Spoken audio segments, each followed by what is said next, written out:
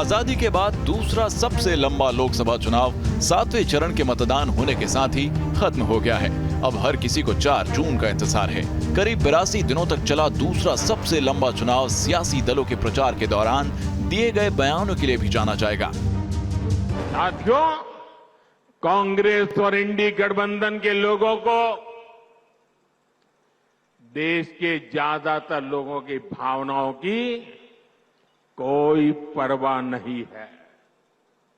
इन्हें लोगों की भावनाओं से खिलवाड़ करने में मजा आता है। ये लोग सावन में एक सजायाफ्ता जो सजा कोर्ट ने जिसको सजा की है, जो जमानत पर है, ऐसे एक मुजरिम के घर जाके सावन के महीने में मटन बनाने का मौज ले रहे हैं। इतना ही नहीं, उसका वीडियो बना करके देश के लोगों को चिढ़ाने का काम करते हैं। दरअसल इस साल मार्च में जब लोकसभा चुनाव की तारीखों का ऐलान हुआ था, तब किसी को नहीं पता था कि इस बार का चुनाव इतना दिलचस्प होगा। दिलचस्प इसलिए क्योंकि जनवरी में राम मंदिर की प्राण प्रतिष्ठा के बाद जो माहौल बना था, उससे हर किसी को मन में यही था कि चुनाव एक तरफा होगा, और माहौल भी ऐसा ही बना। दरअसल जनवरी में राम मंदिर के उद्घाटन के बाद बीजेपी का आत्मविश्वास चरम पर पहुंच गया था। बीजेपी ने उद्घाटन कार्यक्रम में विपक्ष के बहिष्कार को मुद्दा बनाया। बाद में कई दूसरे दलों से नेता इसी को मुद्दा बनाकर अपनी पार्टियां छोड़ बीजेपी में आ गए। इससे बीजेपी को देश भर में राम मंदिर मुद्दे को सेंटर स्टेज पर लाने में मदद मिली। बीजेपी ने चुनाव अभियान मोदी की गारंटी से शुरू किया। देश सफलताओं के नए प्रतिमान गढ़ेगा, ये मोदी की गारंटी है। और आप भी जानते हैं, मोदी की गारंटी यानी गारंटी पूरा होने की गारंटी। पहले चरण के मतदान से पहले तक तो बीजेपी पूरे आत्मविश्वास के साथ सियासी पिच पर बैटिंग कर रही थी, लेकिन पहले और दूसरे चरण में कम मतदान ने बीजेपी का भी आत्मविश्वास को हिलाकर रख दिया था। मतदान का प्रतिशत कम हुआ तो विपक्ष का हौसला बढ़ने लगा। इसके बाद चुनाव जैसे जैसे आगे बढ़ा, वैसे वैसे सियासी तपिश भी बढ़ती गई। मोदी की गारंटी के साथ 2024 के लोकसभा चुनाव मैदान में उतरी बीजेपी का सियासी एजेंडा पहले चरण के मतदान के बाद बदला हुआ नजर आया। कांग्रेस को देश की सत्ता से बेदखल हुए 10 साल हो गए और मोदी सरकार का दूसरा टर्म भी पूरा हो रहा था, लेकिन चुनाव प्रचार में पुरानी बातें फिर से गूंजने लगी। दूसरे चरण की वोटिंग से पहले पीएम मोदी ने हिंदुत्व की पिच पर बिसात बिछानी शुरू कर दी थी। दूसरे चरण के मतदान के बाद एक बार फिर हिंदू, मुस्लिम, पाकिस्तान, हनुमान, घुसपैठिया जैसे नैरेटिव सेट किए जाने लगे। दूसरे चरण के मतदान से पहले चुनाव में हिंदू, मुस्लिम और पाकिस्तान की एंट्री हुई। ये वही चरण था जहां से पिछले लोकसभा चुनाव में चरण दर चरण बीजेपी ने विपक्ष के खिलाफ लीड बनाकर रखी थी। 2024 के चुनाव की लड़ाई संपत्ति सर्वे से मुसलमान और मंगलसूत्र तक आ चुकी थी। भाइयों बहनों, ये अर्बन नक्सल की सोच, मेरी माताओं बहनों, ये आपका मंगलसूत्र भी बचने नहीं देंगे, यहां तक जाएंगे, मैं कहने आया हूं। दरअसल पहले चरण में कम मतदान के बाद विपक्ष ने यह कहना शुरू कर दिया था कि इसमें इंडी गठबंधन को बढ़त मिल रही है, जिसके बाद दूसरे चरण के लिए बीजेपी नेताओं ने अपने भाषणों में कांग्रेस को ही घेरा। खासकर पूर्व पीएम मनमोहन सिंह का साल 2006 में दिया गया वो बयान जिसको लेकर बीजेपी कांग्रेस पर हमलावर हुई थी। और पहले जब उनकी सरकार थी, उन्होंने कहा था कि देश की संपत्ति पर पहला अधिकार मुसलमानों का है। इसका मतलब ये संपत्ति इकट्ठी करके किसको बांटेंगे? जिनके ज्यादा बच्चे हैं उनको बांटेंगे। घुसपैठियों को बांटेंगे। क्या आपकी मेहनत की कमाई का पैसा घुसपैठियों को दिया जाएगा? आपको मंजूर है ये? अब सवाल कांग्रेस पर उठे थे तो कांग्रेस ने भी पलटवार करने में देर नहीं की। प्रियंका गांधी ने पलटवार करते हुए कह दिया था कि उनकी मां यानी सोनिया गांधी का मंगलसूत्र देश के लिए कुर्बान हुआ है। 70 सालों से ये देश स्वतंत्र है। 55 सालों के लिए कांग्रेस की सरकार रही है। किसी ने आपसे सोना छीना, आपके मंगलसूत्र छीने। इंदिरा गांधी ने अपना सोना, जब जंग हुई थी, अपना सोना देश को दिया। मेरी मां का मंगलसूत्र इस देश को कुर्बान हुआ है। सवाल है कि आखिर अचानक पहले चरण के बाद इतना तेजी से तुष्टीकरण, ध्रुवीकरण वाली बातें क्यों आई थी? मंगलसूत्र, मुसलमान मैनिफेस्टो, मुस्लिम आरक्षण और संपत्ति की बात ने क्या इसलिए जोर पकड़ा था क्योंकि संविधान बदलने का डर दिखाकर कांग्रेस ने बीजेपी को घेरा था और इसीलिए बीजेपी संपत्ति बंटवारे की बात कहकर कांग्रेस के मंसूबों को उजागर कर रही थी। ये लोग संपत्ति का सर्वे करा करके आम जनता को भी तबाह करके वरासत टैक्स के नाम पर औरंगजेब का जजिया कर लगाने का प्रयास करेंगे। औरंगजेब की आत्मा घुस चुकी है इंडी गठबंधन के अंदर। इस इंडी गठबंधन को, जो भारत की बर्बादी की कहानी लिखने की बात करता है, कांग्रेस के घोषणा पत्र और बयान को लेकर जो कुछ भी पीएम मोदी ने कहा था उसको लेकर कांग्रेस ज्यादा परेशान नहीं थी। लेकिन इसी बीच ओवरसीज कांग्रेस के अध्यक्ष सैम पित्रोदा ने अमेरिका के विरासत कानून का जिक्र कर बीजेपी को बैठे बिठाए मुद्दा दे दिया था। Let me tell you, in America, there is an inheritance tax. So if, let's say, one has $100 million worth of wealth, and when he dies, he can only transfer probably 45% to his children. 55% is grabbed by government. Sam Pitroda के इस बयान के बाद तो जैसे BJP को संजीवनी मिल गई थी। बयान सामने आने के बाद खुद पीएम मोदी ने भी कांग्रेस पर निशाना साधा था। यानी कांग्रेस का मंत्र है कांग्रेस की लूट। कांग्रेस का मंत्र है कांग्रेस की लूट, जिंदगी के साथ भी और जिंदगी के बाद भी। सैम के बयान के बैकफुट पर आ चुकी कांग्रेस अभी संभली भी नहीं थी कि पीएम मोदी ने हिंदुत्व के मुद्दे को धार देना शुरू कर दिया था। इसके लिए बीजेपी ने आरक्षण को मुद्दा बनाया। पीएम मोदी ने कांग्रेस पर दलितों, पिछड़ों और आदिवासियों के आरक्षण को मजहब के आधार पर मुसलमानों को देने का आरोप लगाया।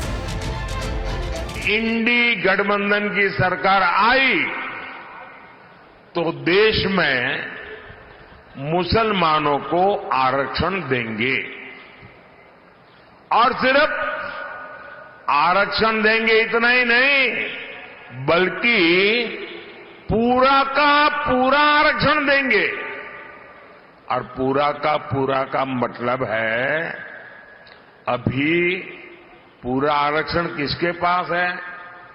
अभी पूरा आरक्षण एससी के पास है, एसटी के पास है, ओबीसी के पास है, सामान्य वर्ग के गरीबों के पास है। अब ये इंडी अलायंस का कहना है कि ये पूरे का पूरा आरक्षण छीनकर मुसलमानों को दे देंगे।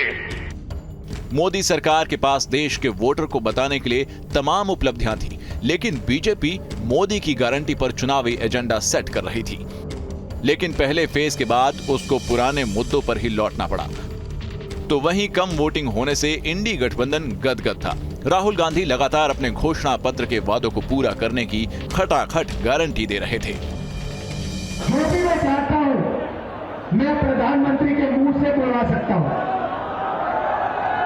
मैंने कहा, नरेंद्र मोदी जी, आप अदानी अंबानी का नाम कभी नहीं लेते हो। 2 दिन बाद नरेंद्र मोदी जी कहते हैं अदानी अंबानी। तो मैंने कहा कि हम बैंक अकाउंट में ठकाठक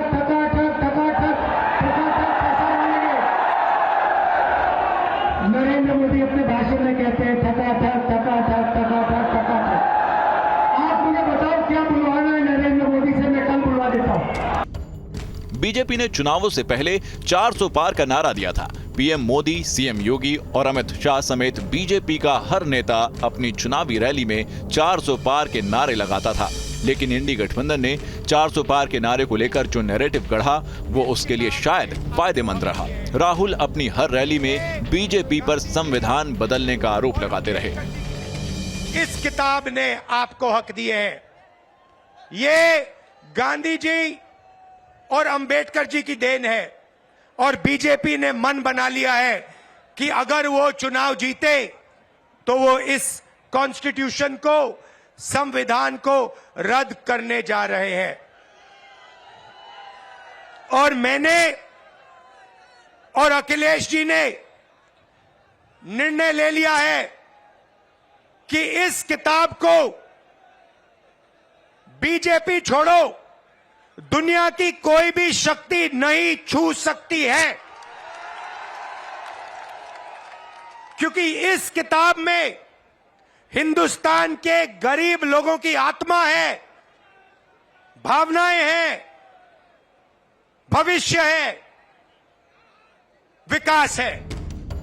चुनाव के चौथे चरण के बाद एकाएक मुस्लिम आरक्षण का मुद्दा गरमाने लगा था। बीजेपी खुलकर आरोप लगाने लगी है कि कांग्रेस वाले ओबीसी का आरक्षण छीनकर मुस्लिम को दे देंगे। और इसी बीच पीएम मोदी का वो बयान भी सामने आया जिसकी उम्मीद शायद किसी को नहीं थी। इंडिया अलायंस को अपने वोट बैंक की गुलामी करनी है तो करें, उनको वहां जाके मुजरा करना है तो भी करें। मैं एससी, एसटी, ओबीसी आरक्षण के साथ डट करके खड़ा हूं, खड़ा रहूंगा, जब तक जान है लड़ता रहूंगा। पीएम मोदी के साथ ही साथ सीएम योगी भी इन चुनाव में बीजेपी के स्टार प्रचार रहे। उन्होंने पूरे देश में रैलियां की। रैलियों में उन्होंने मोदी सरकार की उपलब्धियां भी गिनवाई। साथ ही मोदी सरकार के तीसरे टर्म में क्या होगा इसकी झलक भी दिखा दी। पाकिस्तान को, पाक अधिकृत कश्मीर को बचाना मुश्किल हो रहा है। आप देखना, चुनाव के बाद मोदी जी को तीसरी बार प्रधानमंत्री बनने दीजिए। अगले 6 महीने के अंदर आप देखेंगे कि पाक अधिकृत कश्मीर भी भारत का हिस्सा हुआ। इन चुनावों के बीच दिल्ली के सीएम अरविंद केजरीवाल को सुप्रीम कोर्ट से जमानत मिल गई। जेल के बाहर आने के बाद उन्होंने कुछ ऐसा कह दिया जिससे सियासी भूचाल आ गया। अगर ये चुनाव जीत गए, इन्होंने बीजेपी का एक नेता नहीं छोड़ा। आडवाणी जी की राजनीति खत्म कर दी इन्होंने, मुरली मनोहर जोशी की राजनीति खत्म कर दी, सुमित्रा महाजन की, शिवराज सिंह चौहान जिसने मध्य प्रदेश का चुनाव जीत के दिया इन लोगों ने, शिवराज सिंह चौहान ने उसको मुख्यमंत्री नहीं बनाया, उसकी राजनीति खत्म कर दी। वसुंधरा राजे की राजनीति खत्म कर दी इन्होंने, खट्टर साहब की राजनीति खत्म कर दी, डॉक्टर रमन सिंह की राजनीति खत्म कर दी। अब अगला किसका नंबर है? योगी आदित्यनाथ। अगर ये चुनाव जीत गए, मेरे से लिखवा लो, 2 महीने के अंदर उत्तर प्रदेश का मुख्यमंत्री बदल देंगे ये लोग। योगी आदित्यनाथ की राजनीति खत्म करेंगे, उनको भी निपटा देंगे ये लोग। यही तानाशाही है दोस्तों। वन नेशन वन लीडर ये चाहते हैं, एक ही तानाशाह इस देश के अंदर बचेगा, एक ही तानाशाह इस देश के अंदर बचेगा। वैसे तो ये चुनाव इसलिए भी याद किया जाएगा क्योंकि ये देश का दूसरा सबसे ज्यादा समय तक चलने वाला चुनाव था, लेकिन इससे भी ज्यादा ये अपने बयानों के लिए भी जाना जाएगा। 2014 और 2019 के चुनाव में राम मंदिर का मुद्दा हावी था, तो 2024 में सनातन और हिंदू मुसलमान हावी रहा। चुनाव के आखिरी दौर में सीएम योगी ने भी बता दिया कि कोई राम भक्त ही दिल्ली की गद्दी पर राज करेगा। मैं लोगों से पूछता हूं कि भाई आप लोग मोदी जी को इतना प्यार क्यों करते हैं? आप इतना बीजेपी को समर्थन दे रहे हैं, इसके पीछे कारण क्या है? तो लोग एक ही बात कहते हैं। लोग कहते हैं कि जो राम को लाए हैं हम उनको, एक ही बात कहते हैं कि राम भक्त ही राज करेगा दिल्ली के सिंहासन पर। ये तो 4 जून को ही पता चलेगा कि कौन पार्टी कितनी लोकसभा सीटें जीतने में कामयाब रही, लेकिन चुनावी अखाड़े में ताल ठोकने में बहुजन समाज पार्टी अव्वल है। बीएसपी ही है जो देश की 543 सीटों में से इस बार सर्वाधिक 488 सीटों पर चुनाव लड़ रही है। उत्तर प्रदेश में बीएसपी 79 सीटों पर चुनाव लड़ रही है। मायावती ने भी देश भर में चुनावी रैली की और उनके निशाने पर बीजेपी और कांग्रेस ही रही। कांग्रेस, बीजेपी व इनके अन्य सभी सहयोगी दलों के बारे में ये कहना चाहूंगी कि आजादी के बाद शुरू में केंद्र व देश के काफी राज्यों में भी ज्यादातर सत्ता यहाँ कांग्रेस पार्टी के हाथों में केंद्रित रही है, किंतु इनकी अधिकांश मामलों में रही गलत नीतियों व गलत कार्य प्रणाली आदि की वजह से ही फिर इस पार्टी को केंद्र व काफी राज्यों की भी सत्ता से बाहर होना पड़ा है तथा यही स्थिति इनकी सहयोगी पार्टियों की भी बनी रही है। 2024 के चुनाव प्रचार के दौरान विकास के मुद्दों से दूर रहा मोदी की गारंटी से शुरू हुआ चुनाव मटन, मछली और मंगलसूत्र से होता हुआ हिंदू, मुसलमान और पाकिस्तान तक गया। मुस्लिम आरक्षण का मुद्दा भी चुनाव में काफी छाया रहा। सवाल ये है कि क्या जनता ने इन मुद्दों पर बीजेपी का समर्थन किया या फिर इंडी गठबंधन के रोजगार, महंगाई और संविधान बचाने के मुद्दे पर मुहर लगाई। फिलहाल इसका पता 4 जून को चलेगा। Team news state. लोकसभा चुनावों का 7 चरणों में मतदान हुआ। करीब 2 महीने तक चले चुनाव में अलग अलग रंग देखने को मिले। कहीं प्रत्याशी ने गधे पर बैठाकर चुनाव प्रचार किया तो कहीं नेताओं ने खेतों में गेहूं काटा। कहीं प्रचार के दौरान नेताओं को जनता के गुस्से का शिकार भी होना पड़ा। रिपोर्ट देखिए।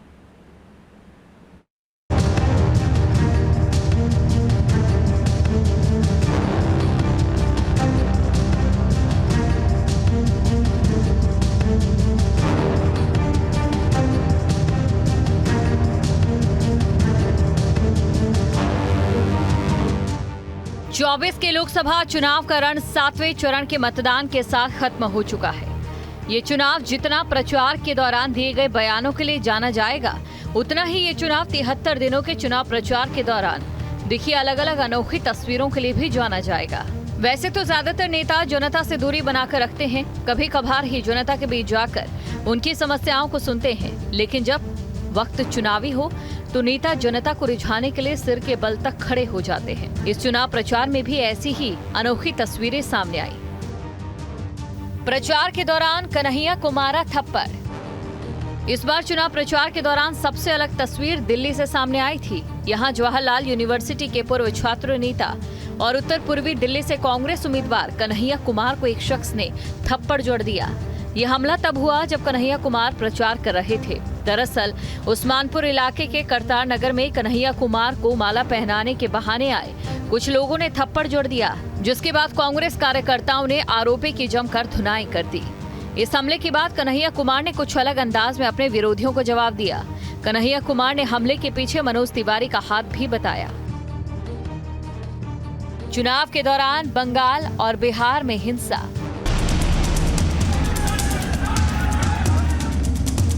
एक वक्त था जब चुनावों में हिंसा आम बात होती थी, लेकिन समय के साथ साथ प्रशासन और पुलिस की सख्ती के चलते हिंसा खत्म हो गई।